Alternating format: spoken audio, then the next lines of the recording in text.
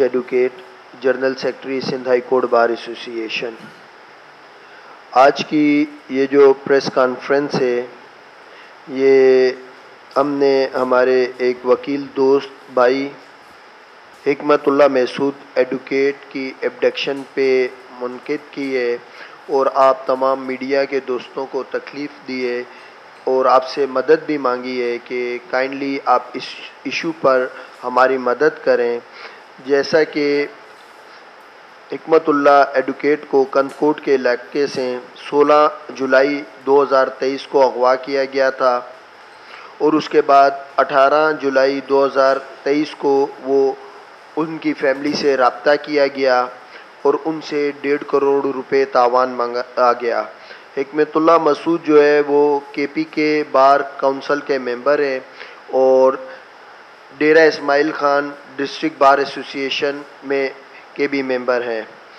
हिकमतुल्लाह की फैमिली ने, जो कि इतने बड़े तावान की रकम को अफोर्ड नहीं कर सकती एक तरफ, दूसरी तरफ इस तरह के वाक़ये की भी मज़म्मत करती हैं कि ऐसे अगर होने लग जाए कि कोई भी शख्स किसी को उठाए और लाकानूनियत का मुज़ाहरा करे और उसके बाद भत्ता मांगने लग जाए तो वो सरासर गलत है।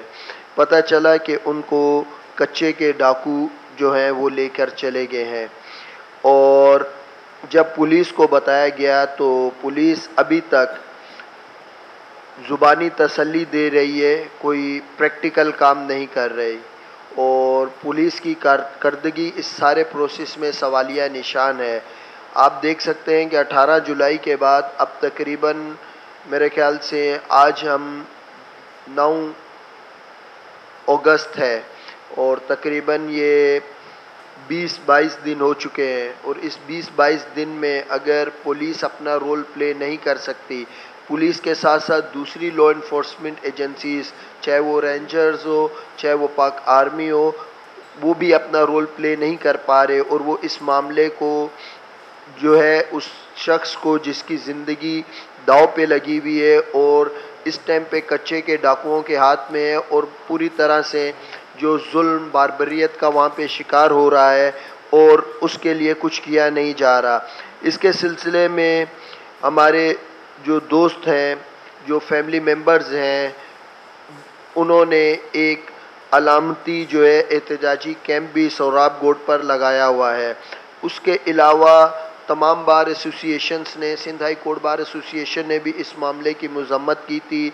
उसके अलावा कराची बार एसोसिएशन, डेरा इस्माइल बार एसोसिएशन और दीगर बार एसोसिएशन ने इस मामले की मज़म्मत की और उन्होंने लॉ इन्फोर्समेंट एजेंसीज से रिक्वेस्ट की कि जितनी जल्द अज जल्द हो सकता है वो इनकी बाजियाबी करें।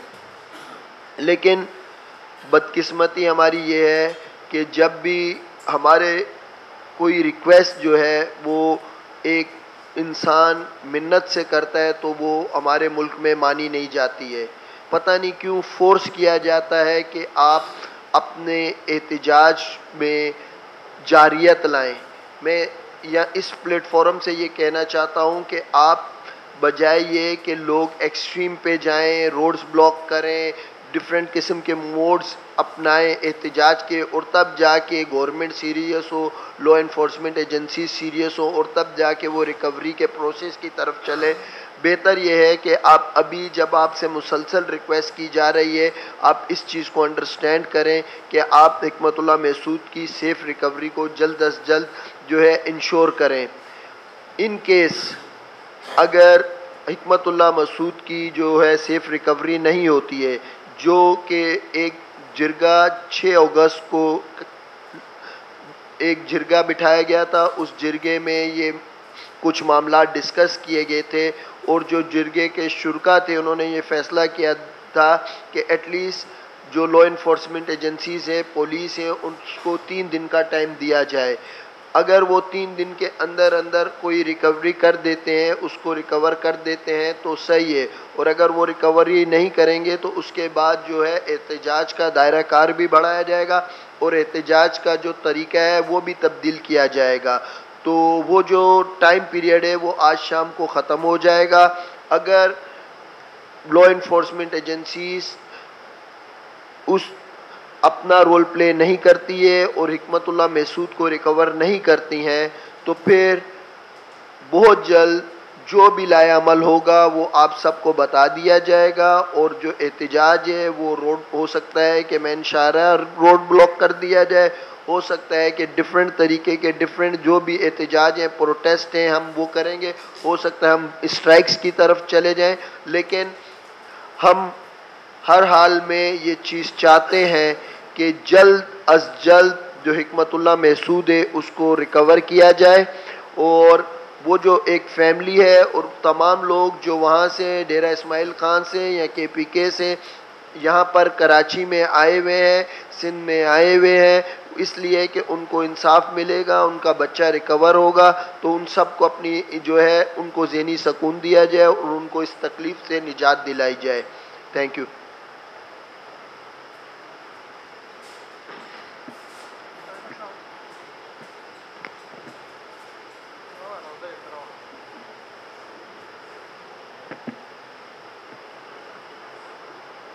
सबसे पहले हम तो सिंध प्रेस के मशकूर हैं कि बार बार आप लोगों को जब उस आवाज़ के साथ उन्होंने भी अपनी आवाज़ मिला दी है। आज जो सिंध बार एसोसिएशन और सिंध बार के जितने भी वकला है, वो सिंध बार क्योंकि इनके ही एक मेंबर वो अगवा हो गए हैं, और वो सिंध बार के तो वो नहीं हैं, पाकिस्तान के एडवोकेट फैमिली के हैं, डेरा इस्माइल खान से ताल्लुक़ है, वो अगवा हो गए हैं।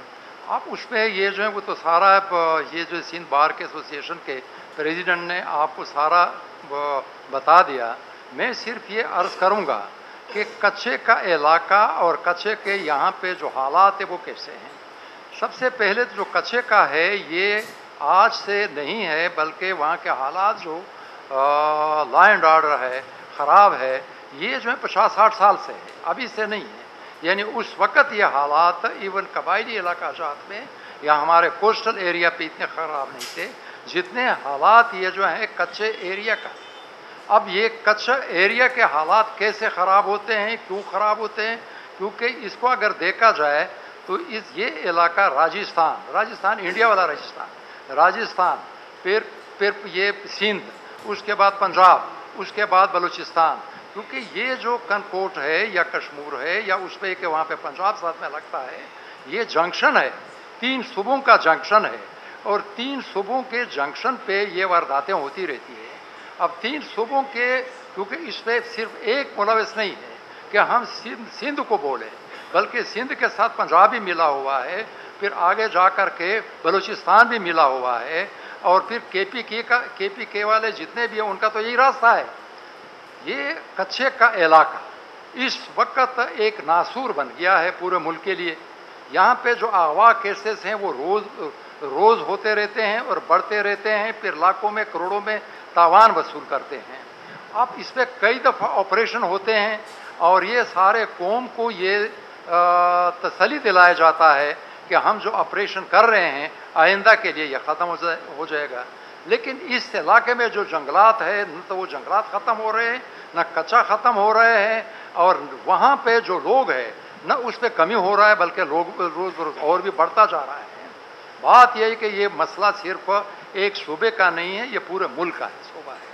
और इस मुल्क का इस वक्त जो केस है, या ख़ास कर जो वकला बरादरी है, मैं समझता हूँ कि हो सकता है कि वकला बरादरी के ज़रिए एक रोशनी पैदा हो जाए और इस रोशनी के तहत इस इलाके में एक अमन आ जाए और ये जो रोज़ अगवा केसेस होते हैं ये ख़त्म हो जाए। रहमतुल्लाह एडवोकेट ये एक वकील है, इसके वो वसाइल नहीं है, तो कोई बहुत बड़ा वकील है और करोड़ों रुपया कमाए, यंग लड़का है, अभी तक उससे शादी नहीं हुई है, तो ऐसे बंदे के साथ कहाँ से पैसा आ जाए कि वो 1.5 करोड़ रुपया अदा कर सके। उनके साथ पैसा तो नहीं है, उसका सिर्फ आवाज़ है। आवाज़ यही वकला है और यही उसका कौम है और यही पाकिस्तान है। जब तक हम उनके लिए आवाज़ नहीं उठाएंगे उस वक्त तक ये रहमतुल्लाह, ये इसके अलावा ये दूसरे भी और भी वो पकड़ते जाएंगे। इसमें चाहिए हमें प्रेस से ये तवक्को है कि ये बात प्रेस वाले पूरे मुल्क में ऐसा फैलाए कि ये जो कच्चे के डाकू है, कच्चे के डाकू आइंदा के लिए भी ख़त्म हो। उसके अलावा जो रहमतुल्लाह है 3 दिन का हमने अल्टीमेटम दे दिया था कि 3 दिन के अंदर इनको छुड़वा दिया जाए, क्योंकि पुलिस के भी वहाँ पे रसूख है और वहाँ पे बड़े बड़े लोग भी हैं, और पहले भी ऐसे हुए हैं कि जब भी कोई प्रेशर डेवलप हुआ है, उस प्रेशर के तहत वो वहाँ पे जो रैंसम उनसे मांग रहे थे उनको 24 घंटे के अंदर रिहा किया गया है, क्योंकि इससे पहले भी एक पकड़ा गया था। जब प्रेशर डेवलप हुआ मीडिया के ज़रिए और लोगों के ज़रिए उनको छुड़वा दिया गया, कोई पैसा नहीं लिया। और ये भी ऐसा है कि इनके साथ पैसा नहीं है। आप वकला तो कोई चंदा नहीं कर सकते हैं कि उनको रैंसम दे दें, या उस पर यही कि उस गरीब के लिए तो ये जो है चंदा कौम तो नहीं कर सकती है, क्योंकि आज उसके लिए चंदा करे दूसरा पकड़ेगा और पकड़े तो ये सीधा और भी बढ़ता जाएगा। तो चंदे के ज़रिए हम कभी भी ये पैसा दे करके न छुड़वाएंगे, न हमारा ये ख्याल है। लेकिन जहाँ तक आवाज़ है, आवाज़ के ज़रिए, मीडिया के ज़रिए, प्रेस के ज़रिए, वकला के ज़रिए, दूसरे जो ज़राए हैं वो सारे इस्तेमाल करेंगे, ताकि वहाँ के जो लोग हैं, वहाँ पे जो बहुत सारे लोग हैं, और ख़ासकर पुलिस है, पुलिस और दूसरे इदारे हैं, रेंजर हैं, फौज हैं, दूसरे हैं, क्या एक छोटे से टुकड़े को वो नहीं कर सकते हैं? मैं समझता हूँ कि ये जो है उनका काम है, ये 12 घंटे का भी नहीं, 12 घंटे के अंदर ही वो रिहाई दिला सकते हैं। हमने जो ये क्योंकि वो उसका टाइम भी पूरा हो गया, जो सोराब गुट में हमने अपना एक कैंप बनवाया हुआ है, और सिर्फ सोराब गुट पे नहीं, पूरे ये जो हैं हमने वहाँ पे DI खान हुआ, पेशावर हुआ, दूसरा हुआ, और ये जो टांग हुआ, कबायली, उस पर सारे ये हैं, एहतजाज है। लेकिन ये एहतजाज सिर्फ एक कम्युनिटी के लेवल पे नहीं है कि इसमें सिर्फ पठान है, क्योंकि इसमें पठान की बात नहीं है, कबाइल की बात नहीं है, बल्कि ये पाकिस्तान की बात है। हम आवाज़ हम जो बोल रहे हैं वो पूरे पाकिस्तान, इसमें पंजाब भी है, इसमें सिंध भी है, इसमें बलूचिस्तान भी है, इसमें सारे लोग हैं। क्योंकि जब तक ये कच्चे के डाकू इस तरह दंदनाते फिरेंगे तो पूरे पाकिस्तान में एक शोरस होगी, और ये शोरस कच्चे के, मैंने आपको बता दिया कि इनके जो ताने बाने हैं वो कहाँ से कहाँ मिलते हैं। क्या ये ताने बाने इस तरीके से ये जारी रहेंगे?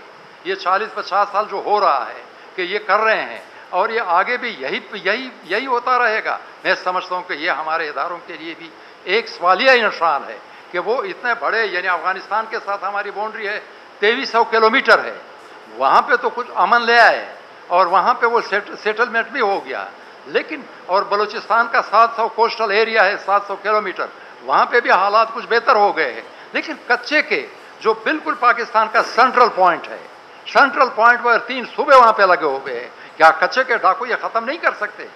अगर ये नहीं कर रहे हैं तो मैं कहता हूँ कि इसमें कोई सियासी कुव्वत है, इसमें क्या है, क्यों ख़त्म नहीं होता है? ये ख़त्म होना चाहिए। सिर्फ इसके लिए नहीं कि वो एक कम्युनिटी से सिर्फ वो क्लास से है, या उसमें ये कि वो सिर्फ वो जो है वो DI खान से हैं या पठान है। मैं कहता हूँ ये सिर्फ वो नहीं है, बल्कि वहाँ कच्चे में रहमतुल्लाह के अलावा वहाँ पे दर्जनों लोग दूसरे भी हैं, दर्जनों लोग दूसरे भी कैद हैं। किसी से करोड़ मांग रहे हैं, किसी से 2 मांग रहे हैं, किसी से 50 लाख मांग रहे हैं, यहाँ तक कि ड्राइवरों को नहीं छोड़ते हैं। अब ड्राइवर उस रास्ते से, कश्मीर के रास्ते से, कंदकूट के इलाके से कोई ट्रक नहीं लेके जाता है, क्योंकि वो डरते हैं कि पकड़ा गया तो एक ड्राइवर होगा, और वो ड्राइवर का तनख्वाह क्या होता है? ड्राइवर का टोटल तनख्वाह जो है वो तो 15-20 हज़ार 30 हज़ार रुपया तनख्वाह होता है। अब 30 हज़ार तनख्वाह के ऊपर वो 1 करोड़ रुपया वो रैंसम दे, ये तो अजीब से केसेस है। और इस तरीके से एक वकील है, गरीब बंदा है, उसके साथ पैसा नहीं है, अगर उसके साथ पैसा नहीं तो कौम उसके लिए आवाज़ उठा सकती है। दूसरी बात, कराची के सिलसिले में जिस तरह वो बात हुई कराची का आरिफ मसूद का, आरिफ का भी यही हुआ कि आरिफ यहाँ पे सब्जी मंडी में वहाँ पे दिन दहाड़े एक दुकानदार को पकड़ लिया और उससे वो पैसा भी उसको लूट रहे थे। एक दूसरा बंदा आया पीछे से, वो डाकू को पकड़ा तो उसका दूसरा साथी डाकू का आकर के उसको फायर के उसको मार दिया। जब उसको मार दिया, एहतजाज हुआ, रूट बंद हुआ। दूसरा ये आरिफ, उसका भी वो नौजवान लड़का था 27-28 साल का, उसकी वो जो हैं वो सारे लोगों ने उनको ये जो है फोकल पर्सन बनवाया, उसको वाइस प्रेसिडेंट बनवाया, और उन्होंने बोला कि इसके पीछे आप ही इसके लिए कोशिश करें। वो कोशिश में लगा रहा, पुलिस के पास जाए, दूसरा करे, रूल्स वगैरह, ये कोशिश करते करते उसके ऊपर ये जो है वो हमला हुआ। उसको पहले तो सारा उसके पैसा जितना था वो भी उसे ले लिया, फिर उस पर ये जो है मोबाइल टेलीफोन वगैरह भी ले लिया। उसके बाद फिर वो कनपट्टी पे पहले से वो जो वहाँ पे पिस्तौल वगैरह लगा था, कत्ल भी कर दिया। अब ये सारी कड़ियाँ हैं, ये कड़ियाँ अगर जब तक इन कड़ियों को तोड़ने के लिए वकला भी और इस पर वकला भी और आवाम भी समाजी अदारे भी कोशिश हम नहीं करेंगे तो ये खुद ब खुद ख़त्म नहीं होंगे, क्योंकि कोशिश से जब आवाज़ बुलंद होगी तो सबसे इस वक्त तो सबसे बड़ा कुव्वत जो है आवाज़ का है। और यही दुनिया में इस वक्त जो हाइब्रिड वार है, हाइब्रिड वार किसका है, 5th जनरेशन हाइब्रिड वार किसका है, वो तो यही आपके मोबाइल का है, यही आपका मीडिया का है। और इसी के ज़रिए सारी दुनिया लड़ रही है और सारी दुनिया अपनी कुव्वत आजमा रही है। ये कुव्वत किसके साथ, वो तो आप लोगों के साथ है, आप लोगों के साथ। अगर आप आवाज़ बनते हैं पूरे पाकिस्तान के लिए, पूरे कौम के लिए, जराइम के खिलाफ, और वो कला आपके साथ हों, वो कला हमारी मदद कर रही है, तो मैं समझता हूँ ये हमारा फरीज़ा है, ये हमारा फरीज़ा है, हमारा भी है, आवाम का भी है, वो कला का भी है और आप लोगों का भी है। मेहरबानी।